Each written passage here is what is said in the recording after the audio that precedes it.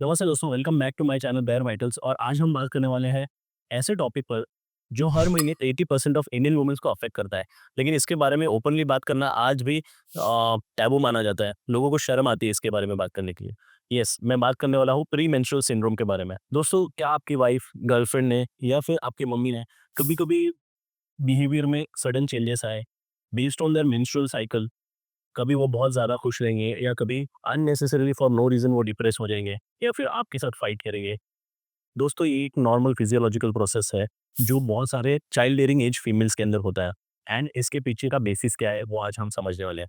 तो ये वीडियो ना सिर्फ वुमेन गर्ल्स के लिए इंपॉर्टेंट है बल्कि ये वीडियो उतना ही इंपॉर्टेंट है मेल्स के लिए भी, जो मेंस्ट्रुअल साइकिल के फिजियोलॉजी को और बिहेवियरल एस्पेक्ट को समझे, ताकि वो बेटर वे में बिहेव कर सके अपने लाइफ में जो फीमेल है उनके साथ। गाइस, प्री मेंस्ट्रुअल सिंड्रोम ये सिर्फ एक मूड स्विंग्स का मैटर नहीं है। ये एक सीरियस मेडिकल कंडीशन है जो फिजियोलॉजिकल तो है, लेकिन मिलियंस ऑफ वुमेन को अफेक्ट करती है और उनको समझ में नहीं आता कि उन्हें हो क्या रहा है। ये उनके क्वालिटी ऑफ लाइफ को ड्रास्टिकली अफेक्ट करती है। इसीलिए चलिए देखते हैं इस वीडियो में आगे कि हम कैसे बेटर प्री मेंस्ट्रुअल सिंड्रोम या पीएमएस को समझ सकते हैं। सबसे पहले देखते हैं कि मैग्नीट्यूड ऑफ द प्रॉब्लम क्या है, मतलब ये कितनी बड़ी प्रॉब्लम है।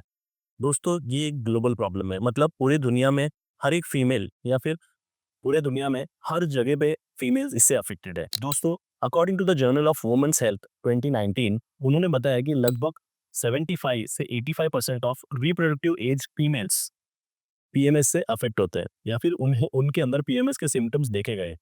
और उसके अंदर से 3 टू 8% ऑफ द फीमेल इस पीएमएस का सीवियर फॉर्म, जिसे हम पीएमडीडी बोलते हैं, मतलब प्री मेंस्ट्रुअल डिस्फोरिक डिसऑर्डर्स, उससे अफेक्ट होते हैं। एंड इस चीज का जो इकोनॉमिक इम्पैक्ट है इन टोटलिटी, वो जाता है लगभग $5 billion in the health care cost. अब बात करते हैं इंडिया की। इंडियन जर्नल ऑफ साइकेट्री ने एक आर्टिकल लिखा था 2021 में। उन्होंने बताया कि 78% ऑफ द इंडियन वुमेन्स के अंदर भी moderate to severe form of pre menstrual syndrome देखा गया। लेकिन इनमें से सिर्फ 12% फीमेल्स हैं जो मेडिकल हेल्प को सीक करते हैं, क्योंकि उन्हें शर्म आती है या फिर उन्हें पता ही नहीं है कि ये कुछ प्रॉब्लमेटिक चीज़ है। इस वजह से क्या होता है, लॉस ऑफ प्रोडक्टिविटी। हर महीने 2 से 3 दिन लॉस हो जाते हैं। Most for 40% of the working women. Rural areas में इसका अवेयरनेस सिर्फ 8% है। तो चलिए दोस्तों, हम समझने की कोशिश करेंगे कि ये हार्मोनल रोलर कोस्टर कैसे वर्क करता है, इसका और मेंस्ट्रुअल साइकिल का क्या रिलेशन है। तो दोस्तों, ये समझने की कोशिश करते हैं कि मेंस्ट्रुअल साइकिल एंड हार्मोन्स, उसका इफेक्ट बिहेवियर पे क्यों होता है और कैसे होता है। तो मेंस्ट्रुअल साइकिल को हमने फेजेस में डिवाइड किया हुआ है। And the first phase is follicular phase. ये लगभग फर्स्ट 14 डेज का रहता है। फॉलिकुलर फेज के अंदर छोटे छोटे फॉलिकल्स बनना चालू करते हैं in the ovary, and granulosa cells mature होने चालू होते हैं। तो दोस्तों, ये वो सेल्स रहते हैं जो एस्ट्रोजन बनाते हैं। धीरे धीरे ओवरी के अंदर से जो एस्ट्रोजन है वो ब्लड में आता है। आपका ब्रेन हैप्पी फील करता है, आप ज्यादा एनर्जेटिक फील करते हो। 14th डे पे ल्यूटिनाइजिंग हार्मोन का सर्ज होता है एंड उस दिन ओव्यूलेशन होता है। एस्ट्रोजन पीक पे रहता है, टेस्टोस्टेरोन भी बढ़ जाता है, और इस ओवुलेशन के बाद आता है next phase which is called as luteal phase. मतलब ओवरी के अंदर कॉर्पस ल्यूटियम बनता है एंड ये कॉर्पस ल्यूटियम प्रोजेस्टेरॉन बनाता है। तो ल्यूटियल फेज में प्रोजेस्टेरॉन डोमिनेट करता है जबकि एस्ट्रोजन का लेवल ड्रॉप हो जाता है। यही इंपॉर्टेंट फेज है जहां पे पीएमएस के सिम्टम्स चालू होते हैं। The drop in estrogen becomes a key for PMS symptoms. तो चलिए देखते हैं ब्रेन एंड हार्मोन का कनेक्शन क्या है। एस्ट्रोजन कैसे हमारे मूड को अफेक्ट करता है। दोस्तों, एस्ट्रोजन ब्रेन के अंदर डोपामिन एंड सीरोटोनिन को बूस्ट करता है, जिसकी वजह से specifically in the area of raphe nuclei estrogen बढ़ जाता है, जिसकी वजह से मूड बेटर हो जाता है, स्लीप अच्छी होने लगती है, एपेटाइट भी कंट्रोल में रहता है। सिमिलरली एस्ट्रोजन से डोपामिन में भी एनहांसमेंट होता है। डोपामिन हमारे ब्रेन के substantia Niagara and ventral tegmental area में बढ़ता है, जहाँ जिसकी वजह से मोटिवेशन भी बढ़ जाता है एंड प्लेजर बढ़ जाता है। मीन्स जब अ फीमेल फॉलिकुलर फेज में रहती है तो she is very well motivated, she is calm, she wants to do new things and she is full of energy and she feels good generally. यही वो टाइम रहता है जब आप हायर लेवल के एक्सरसाइज कर सकते हो या you can do good amount of work, you can meet more people and do hard task very fast. Similarly तो एस्ट्रोजन की मदद से गाबा मॉड्यूलेशन भी होता है। GABA means gamma amino butyric acid के जो रिसेप्टर्स रहते हैं वो हमारे प्री फ्रंटल कॉर्टेक्स में रहते हैं, जिसकी वजह से एंग्जाइटी कम हो जाती है, इमोशनल रेगुलेशन भी इंप्रूवाइज हो जाता है।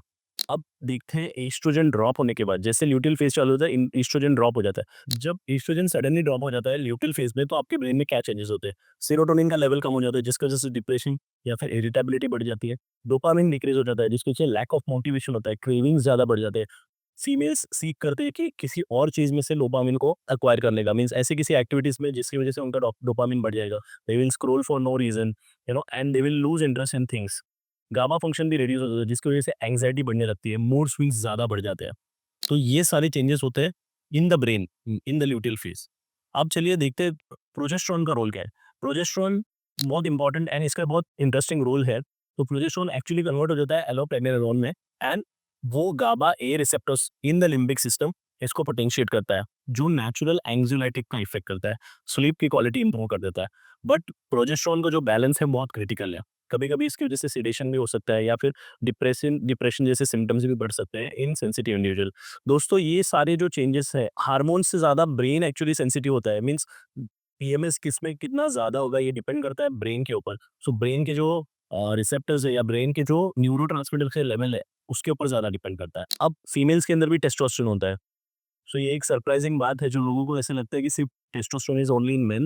No, it is also present in female, and females के अंदर टेस्टोस्टेरोन का भी एक इंपॉर्टेंट रोल है। टेस्टोस्टेरोन पीक होता है ड्यूरिंग द ओव्यूलेशन, एंड ये लिबिडो में इंक्रीज करता है, कॉन्फिडेंस में इंक्रीज करता है इन द फीमेल्स। जब ये ड्रॉप हो जाता है आफ्टर द ल्यूटियल फेज, तो females will feel fatigued and there will be low mood. इसकी वजह से डोपामिन पाथवेज में भी अफेक्ट होता है, especially in nucleus accumbens. Low level की वजह से सीवियर पीएमएस सिम्टम्स भी देखे गए हैं। तो दोस्तों ये हम लोग ने देखा कि हार्मोनल कॉन्सेंट्रेशन का और न्यूरोट्रांसमीटर्स का क्या रिलेशन है। अब एक इंपॉर्टेंट टॉपिक जानना जरूरी है कि पीएमएस और पीएमडीडी में क्या डिफरेंस है। नॉर्मल पीएमएस में ये सिम्टम्स होते हैं, थोड़े बहुत मूड चेंजेस रहेंगे, there can be breast tenderness, bloating होती है, फूड की क्रेविंग्स होती है, थोड़ा डिप्रेशन फील होता है, specially 3 to 5 days before the periods. लेकिन पीएमडीडी अगर हम देखेंगे, डायग्नोस्टिक एंड स्टैटिस्टिकल मैनुअल 5 के क्राइटेरियाज के हिसाब से पीएमडीडी एक सीरियस साइकेट्रिक कंडीशन है। अमेरिकन जर्नल ऑफ साइकेट्री के अकॉर्डिंग में डायग्नोसिस तब होता है जब इनमें से एटलीस्ट 5 सिम्टम्स रहने चाहिए। तो दोस्तों ये 5 सिम्टम्स क्या है यार? मार्क मूड स्विंग्स, बहुत ज्यादा मूड स्विंग्स होंगे, इरिटेबिलिटी या फिर बहुत ज्यादा एंगर, डिप्रेस्ड मूड, एंग्जाइटी या tension, decrease interest in activity, जो एक्टिविटीज में उन्हें इंटरेस्ट है वही अभी अनइंटरेस्टिंग बन गई है, कंसंट्रेशन में डिफिकल्टी होनी, बहुत ही फटीग रहना, कुछ काम करने का मन नहीं होना, या फिर बहुत कम खाना खाना या फिर बहुत ज्यादा खाना खाना, नींद पूरी की तरह गायब हो जाना, मीन्स 3-3 4-4 बजे तक भी जगते रहना, and other physical symptoms like bodily pains and aches.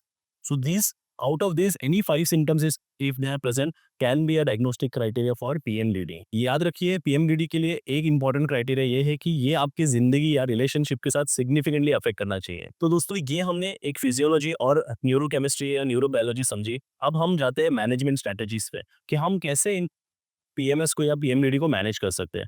तो जर्नल ऑफ न्यूट्रिशनल साइंस का रिसर्च ये बताता है कि ड्यूरिंग दिस टाइम आप कॉम्प्लेक्स कार्बोहाइड्रेट्स को अपने डाइट में इंप्रूव करो, जिससे सेरोटोनिन से स्टेबलाइज हो जाता है। Omega 3 fatty acid rich foods ले लीजिए, जैसे फिश हो जाता है या वॉलनट्स है या chia seeds and flax seeds है। मैग्नीशियम रिच फूड्स भी बहुत ज़्यादा प्रेफर कर सकते हो, for example fruits, for example dark chocolates पीने। Vitamin C, vitamin B 6 that is pyridoxine, pyridoxine rich food से भी इसका ट्रीटमेंट या मैनेजमेंट अच्छा होता है, फॉर एग्जाम्पल चिकपीस और ट्यूना। आप क्या-क्या अवॉइड करना चाहिए? एक्सेसिव कैफ़ीन को अवॉइड कीजिए, रिफाइंड शुगर को अवॉइड कीजिए, हाई सोडियम फूड आपको ब्लोटिंग देगा, साथ में बहुत सारा वाटर रिटेंशन देगा। इसके लिए आपके फेस पे वो दिखाई देगा। Alcohol and smoking should also be avoided to avoid more severe symptoms of PMS. Now what is the exercise protocol? Exercise से क्या हेल्प हो सकता है?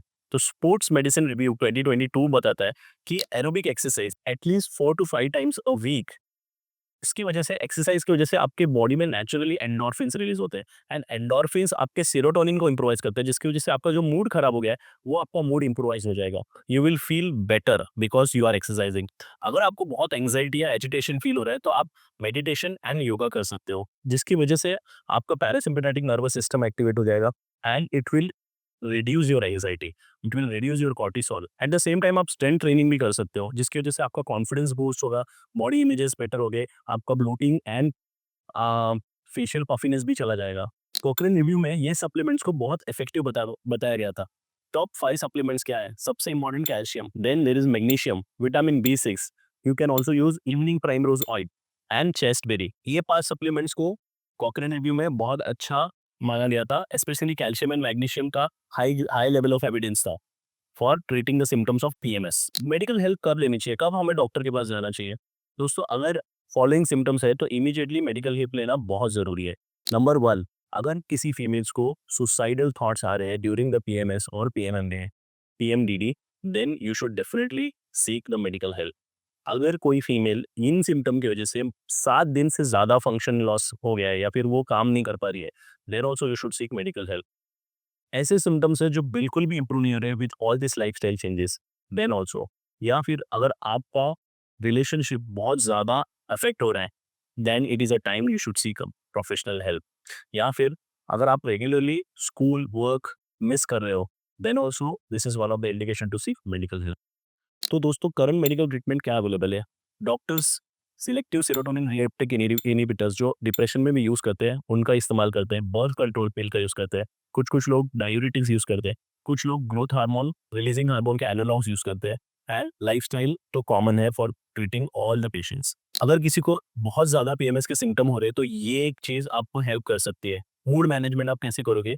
5, 4, 3, 2, 1 ग्राउंडिंग टेक्निक। दोस्तों इसमें क्या होता है कि जब आपको बहुत ज़्यादा एंग्जायटी से फील हो रही है, तो आप उस मोमेंट में आपको क्या करना है, 5 चीज़ें जो आप देख सकते हो, उन्हें देखना है, नेम करना है अपने मन में। 4 चीज़ें ऐसी जो आप फ़ील कर सकते हो, जैसे आपका क्लॉथ है, जैसे चेयर है। 3 चीज़ें जो आप सुन सकते हो, उन वॉइसेज़ को सुन के डिस्टिंग्विश करना है। 2 चीज़ें जो आप ऐसे स्मेल कर सकते हो, जैसे आपका परफ्यूम हो गया या फिर the smell of your environment, and 1 चीज़ ऐसी जो आप टेस्ट कर सकते हो। दोस्तों इन चीज़ों की वज़ह से ऐसा हो जाएगा, जो एंग्जायटी के जो ट्रेन ऑफ थॉट्स है आपके ब्रेन में, वो थोड़ी देर के लिए डिस्प्लेस हो जाएगी and you will live in that particular moment. This is really effective and मैंने थोड़े मेरे पेशेंट्स के ऊपर इसे एडवाइस किया था and they got it very good result. Second thing आप कर सकते हो, लेवेंडर ऑयल या एरोमेटिक ऑयल जो आपको सूट करता है, उससे gentle massage around your head on your feets. Hydration maintain करना बहुत इंपॉर्टेंट है। 2 से 3 litre water is very important. दोस्तों पीएमएस एक रियल सिम्पटम है, ये कोई मूड खराब है या पागल है ऐसा कुछ नहीं है। पीएमएस एक फिजियोलॉजिकल और न्यूरोकेमिकल चीज़ है, जो एक वैलिड है और जो एक रियल प्रॉब्लम है और इसे रियल सॉल्यूशन की ज़रूरत है। किसी को भी ऐसे टैग करना कि दैट फीमेल इज़ बैड और not good is wrong. It's a physiological thing which is giving the trouble.